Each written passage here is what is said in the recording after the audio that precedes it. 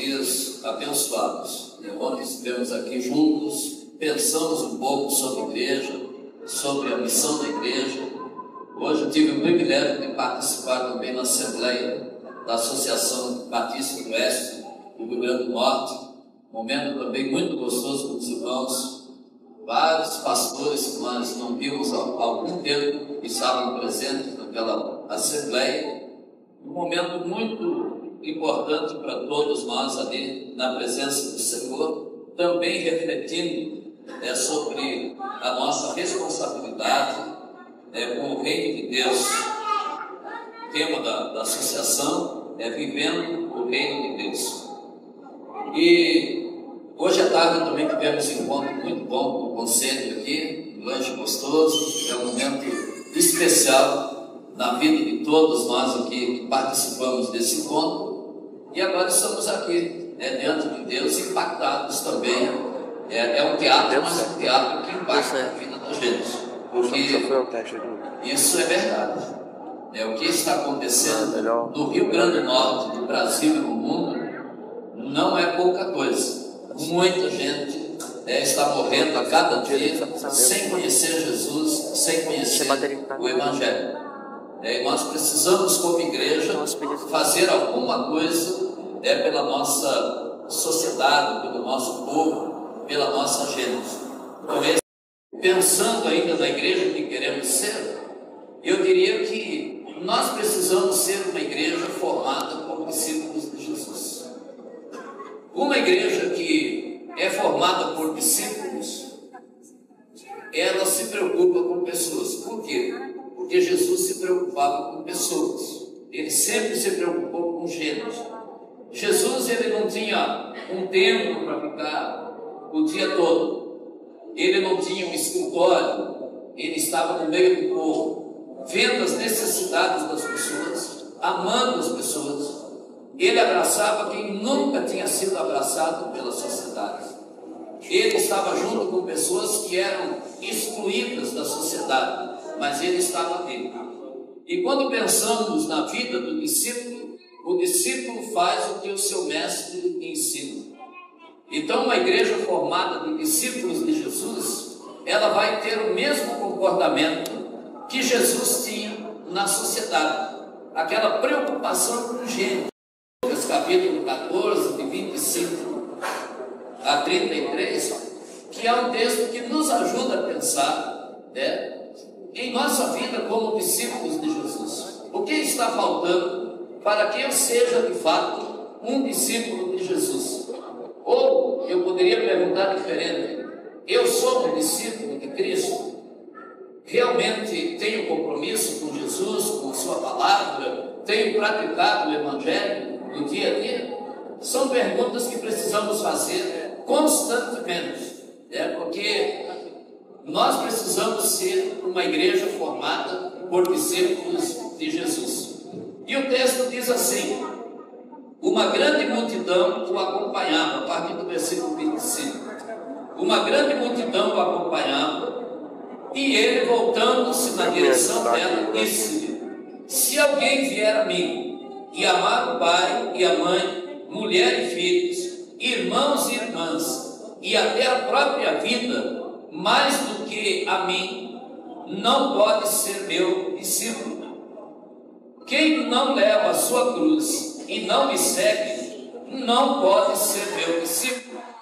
Pois qual de vós, querendo construir uma torre, não se senta primeiro para calcular as despesas, para ver se tem como acabá-la, para não acontecer que, depois de haver posto os alicerces, e não a podendo acabar, todos os que a virem comecem a zombar dele, dizendo: este homem começou uma construção e não conseguiu terminá-la. Ou qual é o rei que, antes de entrar em guerra contra outro rei, não se senta primeiro para calcular se com 10.000 ele pode ir ao encontro ao que vem contra ele com 20.000? Mas pelo contrário, enquanto o outro ainda está longe, ele manda emissários e pede condição de paz. Assim, todo aquele dentre vós que não renuncia a tudo quanto possui, não pode ser meu discípulo.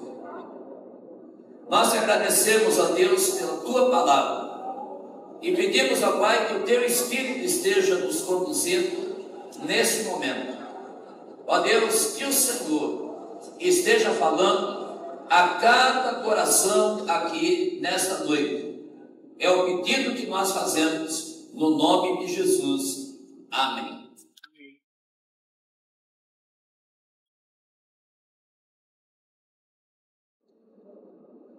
Você já tem lido a Bíblia, tem analisado a palavra de Deus. Alguns leram aqui muitas vezes, né, a Bíblia Sagrada.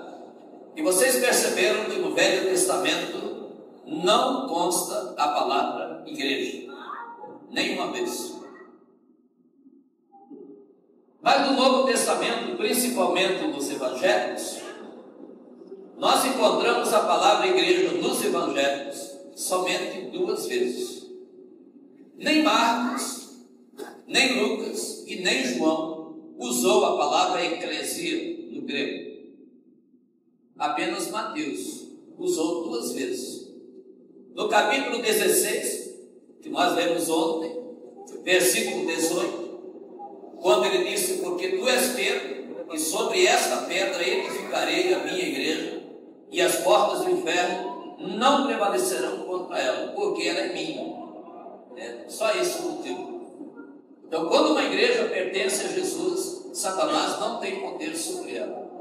Se ele tem poder, é porque ela não pertence a Cristo. Então, a igreja de Jesus, as portas do inferno não prevalecerão contra ela. E a segunda vez que ele usa a palavra igreja está logo em seguida, no capítulo 18, verso 17, quando ele fala sobre a disciplina na igreja. Só essas 2 vezes. Mas a partir do livro de Atos dos Apóstolos, nós encontramos inúmeras vezes a palavra igreja.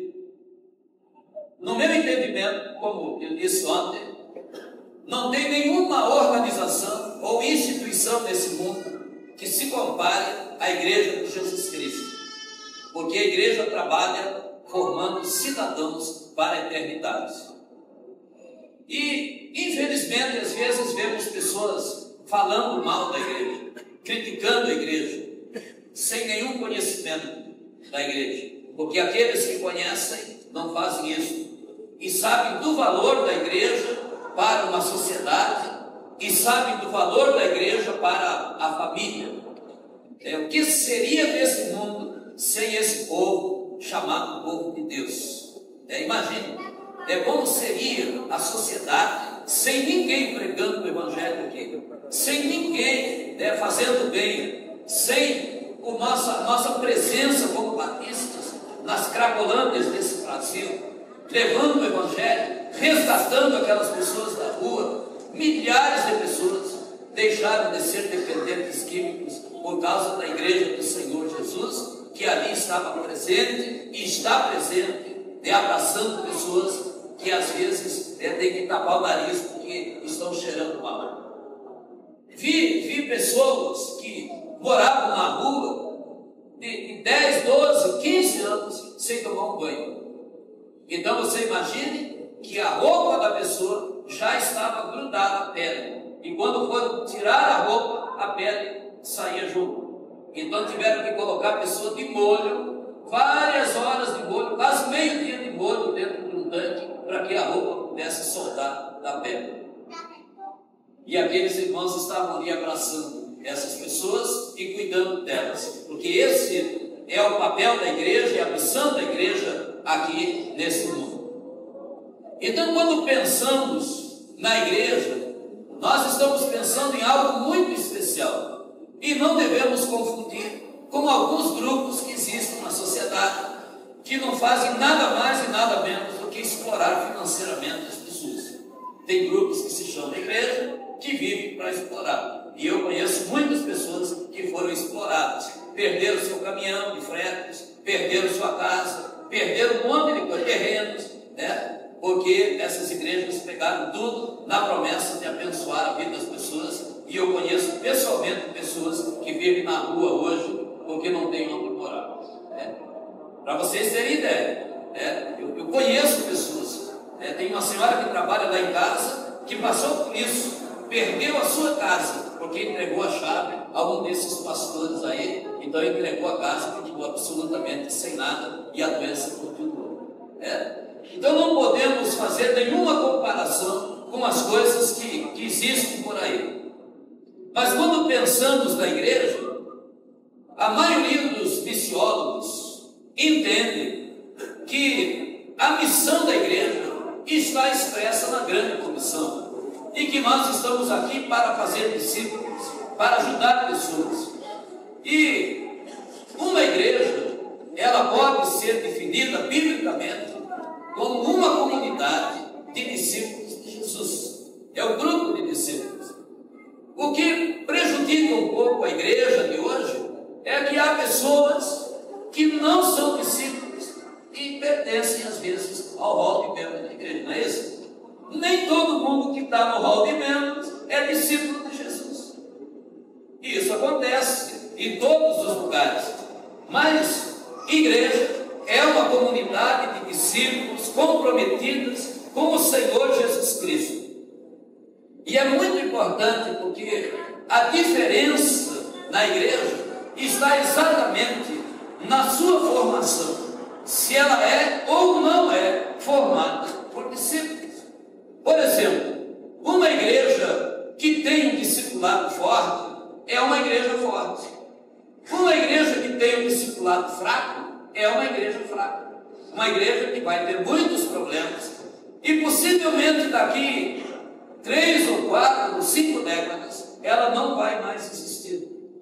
Porque o que garante a permanência da igreja nesse mundo é o discipulado, é a formação de novos discípulos, pessoas comprometidas com o Senhor Jesus Cristo. Então, nós vemos aqui que há necessidade de pensarmos sobre isso. Nós devemos ter em nosso coração o desejo de ser uma igreja formada por discípulos de Jesus. Então, uns precisam ajudar os outros. Crentes mais fortes, que têm convicção de que realmente são discípulos de Jesus, precisam olhar para os outros que ainda são discípulos, mas que ainda não chegaram à maturidade espiritual. E nós podemos ajudar essas pessoas como pais e mães espirituais para que eles cheguem à maturidade espiritual. Então isso também é muito importante para todos nós. Então é necessário olharmos para a Bíblia, para a palavra de Deus e aprendermos essas coisas que são tão importantes para nós. E uma das coisas que nós queremos também alcançar pessoas, o nosso desejo é ver as multidões crendo em Jesus e assumindo um compromisso de seguir a Jesus. Mas quando olhamos para o tamanho do mundo, vocês estão aqui numa cidade grande, Mossoró, é a segunda maior cidade aqui do estado do Rio Grande do Norte. Não sei quantos mil habitantes, deve estar com uns 300 mil habitantes mais ou menos. Então é uma cidade que tem muita gente. E às vezes, como igreja, nos sentimos pequenos, limitados, para alcançar tantas pessoas. Olhamos, a gente pega um jornal, você assiste um jornal, você vê quantos homicídios acontecem aqui todo mês. Que situação difícil as famílias estão passando. Como a droga tem crescido. A droga está em todo lugar, todo lugar. Eu tenho andado em lugares tão pequenininhos na Amazônia, comunidades ribeirinhas, e não tem saneamento básico, não tem água encanada. Alguns lugares não tem energia elétrica, não tem hospital, não tem às vezes uma farmácia para comprar remédio, mas tem crack, cocaína e maconha em todos os lugares. Todos os lugares. Já chegou em todos os lugares desse Brasil. E nós vemos crianças a partir de 6, 7 anos de idade já sendo usuário de drogas. E isso está se espalhando pelo Brasil. Agora, como alcançar? a verdade é que numa igreja, a estatística diz isso, que há uma proporção muito grande de membros da igreja que não se envolvem com o trabalho. Não se envolvem. É mais ou menos assim, 20% fazendo o trabalho e 80% assistindo cultos, na maioria das igrejas evangélicas desse Brasil. Então é 20% puxando a carroça, com os outros 80% em cima. E você gasta todo o seu tempo com esses 80%. Então é muito difícil alcançar uma cidade com poucas pessoas trabalhando. Por isso, o Patrick, quando escreveu o livro A Igreja é Maior do que Você Pensa, se me falha a memória, foi nesse livro que eu li, que o tamanho da colheita depende sempre do número de trabalhadores. E isso, na verdade, foi Jesus quem disse. Em Mateus capítulo 9, a partir do versículo 35 até 39, falando sobre as necessidades do mundo, Jesus falou que o tamanho da colheita depende do número de trabalhadores. E eles estavam, certa ocasião, andando, naquele tempo era um mundo agrícola, totalmente agrícola, não havia indústria ainda naquele tempo. E aí andando naquelas roças, com seus discípulos, andando naquelas pequenas cidades, a Bíblia diz que Jesus sentia grande compaixão ao olhar para aquelas pessoas, e ele via aquelas pessoas como ovelhas que não têm pastor, cada um se desviando pelo seu próprio caminho, cada um seguindo o seu próprio rumo. Depois, andando pelo campo, ele disse aos discípulos, vocês não estão dizendo que ainda há 4 meses até que venha a colheita? Eu, porém, vos digo, levantai os vossos olhos e vede que os campos já estão maduros para a colheita. E ele disse, a seara é realmente grande, mas os trabalhadores são poucos. Rogai, pois, ao Senhor da seara, que mande mais trabalhadores para a seara. Então, uma igreja que nós precisamos ser, e é o sonho de todos nós, é ter uma igreja de discípulos. Por quê? Porque uma igreja formada por discípulos de Jesus, nós temos uma igreja onde todos trabalham. Só isso. Todos estarão envolvidos. Todos estarão cumprindo o seu papel e cumprindo a sua missão no mundo. Membro de igreja não. Membro de igreja, às vezes, ele acha que está fazendo favor ao pastor de participar do culto. Acha que está fazendo favor. Ou favor a Deus em participar das atividades semanais na sua organização. Quando é bem diferente. Quando a pessoa realmente é um discípulo de Jesus, ele entende que tem uma missão aqui nesse mundo e ele precisa trabalhar, se envolver com essa missão aqui no mundo. Então, é preciso entender isso. É a palavra de Deus para todos nós aqui, e eu não tenho dúvida alguma que quando Jesus formou a igreja, quando ele começou a igreja, com aquele pequeno grupo de pessoas, ele tinha em mente um grupo de pessoas comprometidas com ele, com o Evangelho, com Deus e com as pessoas que estavam naquele grupo. E ele sabia que uma igreja comprometida, uma igreja formada de discípulos, seria uma igreja que iria alcançar o mundo. E eu não tenho dúvida, sim, de que quando ele disse, não passará essa geração sem que estas coisas aconteçam, e ele estava falando sobre a sua segunda vinda, ele estava na expectativa de que realmente a igreja pudesse levar o Evangelho para o mundo todo. E quando olhamos a história do primeiro século, podemos dizer que o mundo no primeiro século estava praticamente alcançado. O Evangelho tinha chegado em todos os lugares. E de lá para cá, nós só perdemos número. Cada vez estamos perdendo número. Hoje nós temos menos pessoas perdidas do que teremos amanhã. Por quê? Porque nascem mais pessoas na maternidade do que pessoas que se convertem a Jesus. Então, cada dia que passa, estamos mais longe de cumprir a nossa missão, de alcançar o mundo com a mensagem do Evangelho. Então, precisamos compreender a necessidade de vivermos aqui nesse mundo como discípulos de Jesus. Não podemos confundir Evangelho com religiosidade. E esse é um dos grandes problemas. No meu entendimento, essa é a grande crise da igreja hoje. Por quê? Porque muita gente vem para a igreja evangélica como se estivesse mudando de religião. E evangélico não é religião, coisa nenhuma. Não é mudança de religião. Ser evangélico é diferente de ser um religioso. Se ser religioso resolvesse o problema, Jesus não precisaria ter vindo ao mundo, porque naquele tempo havia muitas religiões. Mas Jesus veio com uma proposta diferente. Ele veio trazer o Evangelho, um novo estilo de vida. E é exatamente para isso que nós precisamos atentar. O Evangelho é uma nova forma de viver. É uma nova maneira de viver. É realmente ter compromisso com Deus, com a sua palavra e praticar aquilo que nós temos lido na Bíblia Sagrada. Então, a primeira coisa que eu gostaria de ver com os irmãos, a diferença entre um membro de igreja e um discípulo de Jesus.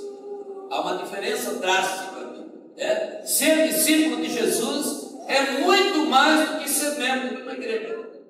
Se você está contente de ser membro de uma igreja, que pena. Mas eu acho que nós não podemos nos contentar com menos do que ser discípulos de Jesus. Então veja que todo discípulo de Jesus, ele se torna membro da igreja. E a igreja é formada por discípulos de Jesus. Mas nem todo membro de igreja é discípulo de Jesus. Nem todo membro de igreja é discípulo de Jesus. Então ser discípulo faz toda a diferença. E aí está a grande crise da igreja. A crise que a igreja está vivendo na atualidade depende exatamente dessa compreensão. Porque nós temos 42 milhões de evangélicos nesse Brasil. Que diferença esses 42 milhões estão fazendo? Um Eduardo Cunha evangélico. Um manto de garotinho evangélico. Presos. Que diferença faz isso? Por quê? Porque tem a igreja evangélica como uma religião e não como um estilo de vida. Não é um estilo de vida.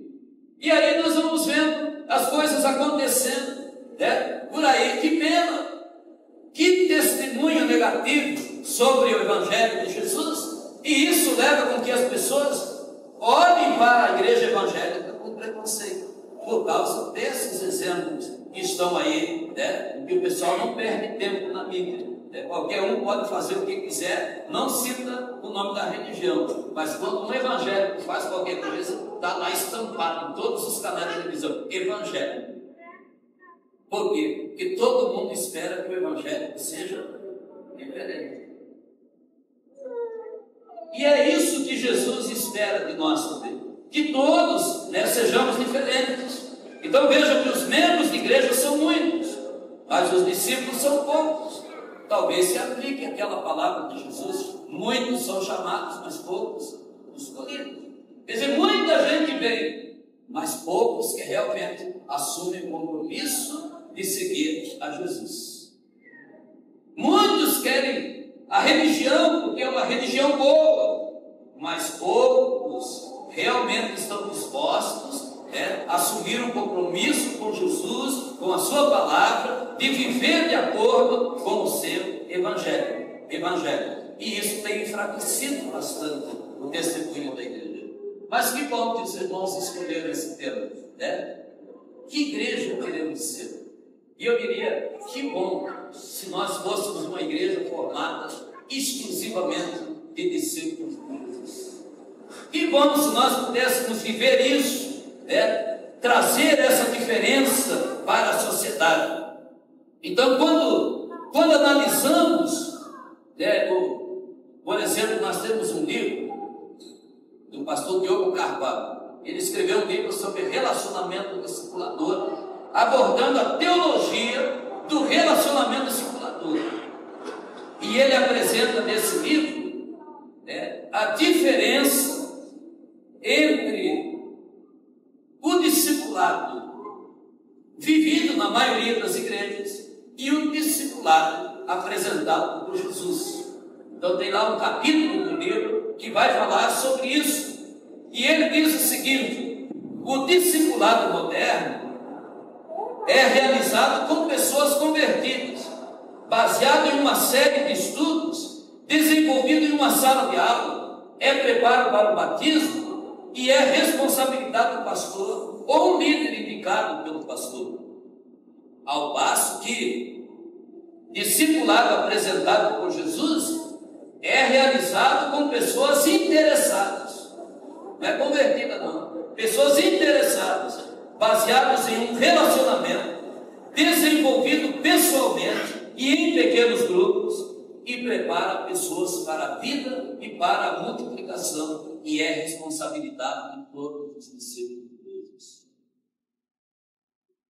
Bem, e é exatamente isso que se espera. Então, a chave para compreendermos todo o processo de discipulado apresentado nas páginas do Novo Testamento está nesses ensinos de Jesus, mostrando que nós, como líderes, que é líder, pastor, liderança de igreja, as pessoas que vêm para o nosso convívio, que vêm para a igreja, que vêm para participarem dos cultos, que se tornam membros da igreja, serão o que nós queremos que elas sejam. Se nós queremos que elas sejam membros de igreja e que fiquem sentados assistindo programas, elas serão assim. E se nós quisermos que elas sejam discípulos de Jesus, elas serão discípulos de Jesus. Então depende de nós. O que nós queremos que as pessoas novas sejam? Simplesmente membros da igreja ou discípulos de Jesus? Precisamos optar. Então esse é um grande desafio para todos nós aqui. Então, se a liderança está satisfeita com o número de pessoas sentadas nos bancos dos seus templos, eles serão membros e acreditarão que, como membros, estarão cumprindo a sua missão aqui nesse mundo.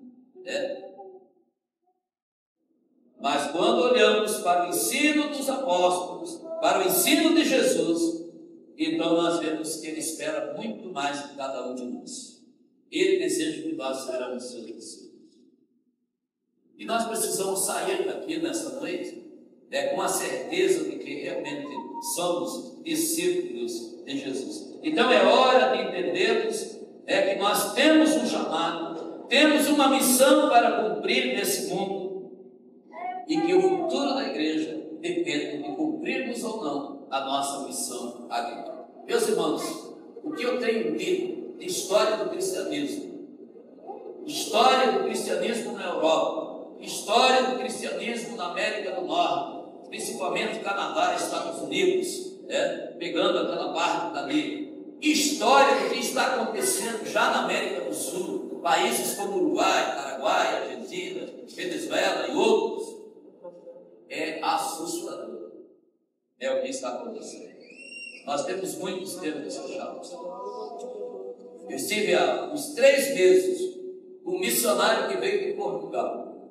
E o missionário conversando comigo, ele disse assim: pastor, em Portugal, e é um país talvez do tamanho do Rio Grande do Norte, não é maior do que o Rio Grande do Norte. Ele disse: em Portugal nós temos 500 templos evangélicos fechados. Só em Portugal. E a Europa toda é a mesma coisa. Está vendo? Por quê? Porque é religiosidade. Gente, religiosidade não vai para lugar nenhum. As pessoas esqueceram que o Evangelho é muito mais do que religião. Esqueceram que o Evangelho é um estilo de vida. Se nós queremos que a igreja continue nesse mundo, nós precisamos ter igreja formada por discípulos de Jesus. E aí eu quero concluir mostrando no texto que nós lemos pelo menos 3 qualificações para alguém ser um discípulo de Jesus. Pelo menos essas 3 qualificações. Então você vê o texto bíblico falando aqui, quando uma grande multidão estava seguindo a Jesus, versículo 25 de Lucas 14, e Jesus então, voltando-se para a multidão que o acompanhava, disse: se alguém vier a mim e amar o seu pai e mãe, mulher e filhos, irmãos e irmãs, e até a própria vida mais do que a mim, o que ele diz aí? Não pode ser meu discípulo. Mas eu quero, mas não pode. Não todo mundo pode ser discípulo. É o que Jesus está colocando aqui. Então aquele que não leva a sua cruz e não me segue, não pode ser meu discípulo. Assim, todo aquele dentre vós que não renuncia a tudo quanto possui, não pode ser meu discípulo. O que Jesus quer dizer com isso? O que Jesus está apresentando aqui para nós? Ele está dizendo, meus irmãos, evangelho não é só festa, evangelho não é só programa, porque tem muita igreja que vive só de programa, só de festa. Ele está dizendo, evangelho não é só isso não, evangelho tem um preço. Existe um preço para praticarmos o evangelho. Então ele está dizendo aqui que evangelho é seriedade de propósito, é consciência de propósito. E muitas religiões daquele tempo, fariseus, saduceus, herodianos e tantas outras religiões pagãs que existiam naquele tempo. E Jesus não veio trazer mais uma religião. Não, tem jeito. E tem vários textos que ele usa sobre isso. Ele, ninguém pode colocar vinho novo em odre velho. Ninguém coloca remendo novo em pano velho.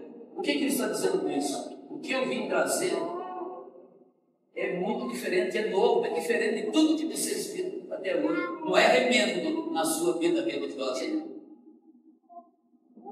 É muito mais do que isso. Eu estou trazendo para vocês um novo estilo de vida. Então ele veio mostrar que nós precisamos viver de acordo com o seu evangelho aqui nesse mundo. Então tem algumas coisas que são importantes. Por exemplo, para ser discípulo de Jesus, eu preciso priorizar na minha vida. Jesus precisa estar acima do pai, da mãe, da esposa, dos filhos, dos irmãos e das irmãs e da própria vida. Ele diz: aquele que ama o seu pai, a sua mãe, a sua mulher, os seus filhos, irmãos, irmãs e até a própria vida, mais do que ama a mim, não pode ser meu discípulo. Não pode. Pode ser mestre igreja, mas não pode ser discípulo de Jesus. Então Jesus tem que ser prioritário na nossa vida. Eu pergunto: Jesus é prioridade para você? Eu não sei quantos anos você tem de vida cristã, mas Jesus é prioridade para você?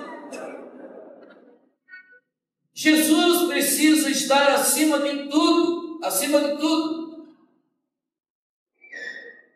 Por isso ele falou lá em Mateus 6,33: mas buscai em primeiro lugar o reino de Deus e a sua justiça, e todas as outras coisas vos serão acrescentadas. É um duro discurso, mas é isso. Deus termina dizendo: aquele que não fizer isso não pode ser meu discípulo. Então, o problema hoje de muitas igrejas é que as pessoas não querem ser discipuladas. Não é, pessoal? Você quer ajudar, a pessoa não quer. Por quê? Porque Jesus não é prioridade. A prioridade é o seu trabalho, é a sua família, é a sua escola, é o seu curso, é ganhar dinheiro. Mas não Jesus. Jesus não é prioridade para muita gente que está dentro do nosso sistema. Não que isso seja ruim. Nós temos que lutar, temos que trabalhar, precisamos amar a nossa família, precisamos amar a esposa, os filhos, irmãos e irmãs, mas não amar mais do que a Jesus. Esse é o problema. E aí nós vamos ver realmente a nossa disposição. E ele disse: aquele que não fizer isso não pode ser meu discípulo. Então, é exatamente o que está sendo colocado para nós aqui. Então, no discipulado de Jesus, há um preço a pagar. E é interessante, Billy Graham, ele tem uma frase que ele usava muito, faleceu, acho que no ano passado, grande evangelista, conselheiro do presidente dos Estados Unidos, um homem de Deus.